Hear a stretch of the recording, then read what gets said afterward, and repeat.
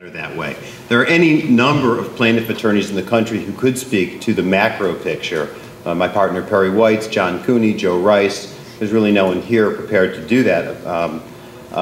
So I can't speak to those numbers, but to say that I'm not sure what consulting firm you're talking to, but it would be his lips to God's ears as far as we're concerned. In terms of Johns Manville and what was paid, let's remember, that's payments, if those numbers are even correct, that go back to a bankruptcy that started in 1982. Where were you in 1982? 27 years worth of claims. So of course there's going to be initially money since 1982 that is going to be paid out to these people. Now perhaps according to what the prior speaker in the prior panel, and there was no plaintiff attorney there to respond at the time, so let me do that, was saying, well, let's put off these cases. So we'd now be trying the 1981 mesothelioma cases, because now we'd see what Owens Corning paid in these particular cases. It's obviously unworkable, but the Johns Manville number is completely unreliable. The bottom line is also, he indicated, we should be allowed to present to the jury what these defendants, these bankrupt entities would pay.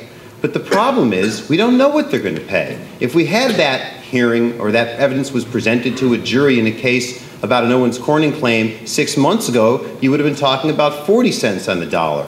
Now we're talking about 10 cents on the dollar. So how Joe makes the comment that these numbers are, that quote, too much is paid to the plaintiffs and it's getting bigger, there's no evidence to support that. It's getting smaller. There's more claims than they expected. The money's going down. In Owens Corning, for example, the money was based on stock value, which was in the 40s at the time. It went down to single digits. The trustees went crazy. The money's not there.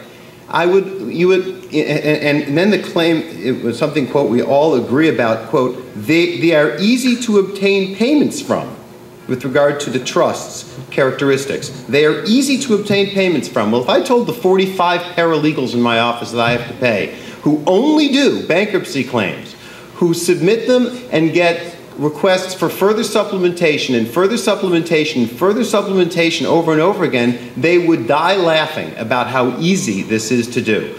The point, the concept that we are double dipping, the concept of double dipping can only occur in the context of verdicts. That's what the cases talk about when they say double dipping in terms of a collateral recovery. When a verdict, only a verdict can set the full value of what a particular case is, a mesothelioma case or lung cancer. Only a verdict can do that. And when there's a verdict, we can't double dip, the defendants can, because you buy our right to go to that trust, and you can hire 45 paralegals, and you can do supplements, and you can wait 10 years to get your 10 cents on the dollar back. I take court orders very seriously.